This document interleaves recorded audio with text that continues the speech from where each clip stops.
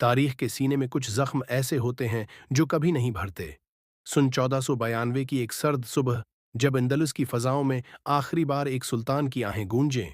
क्या आप जानते हैं कि जब सुल्तान अबू अब्दुल्लाह ने हमेशा के लिए अपने महल की चाबियां दुश्मन के हवाले कीं, तो इस वक्त तारीख ने क्या मंजर देखा था?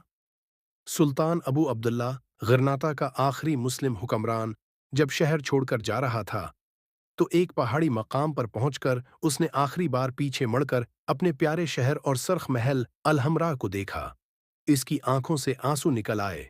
वो शहर जहां उसके आबाओ अजदाद ने सदियों तक इल्म और तहजीब की शमा रोशन की थी, अब उसके हाथ से निकल चुका था। सुल्तान को रोता देखकर इसकी मां सुल्ताना आयशा ने वो तारीखी जमला कहा जिसने तारीख के रख को एक सबक में बदल दिया। उन्होंने कहा, जिस सल्तनत की हिफाजत तुम मर्दों की तरह न कर सके, उसके छिन जाने पर अब औरतों की तरह आंसू बहाने का क्या फायदा? ये सिर्फ एक बादशाह के रोने की दास्तान नहीं है, ये इस वक्त का नूहा है जब इत्तिहाद खत्म हो जाता है और ऐश वो इशरत मकसद हयात बन जाती है। गिरनाता का वो मकाम आज भी अरब की आखिरी आह के नाम से मशहूर है। मैज़ान फ़िक्र की आज की इस वीडियो का मकसद सिर्फ एक कहानी सुनाना नहीं, बल्कि ये याद दिलाना है कि तारीख उनको मुयाफ नहीं करती जो वक्त की कदर नहीं करते।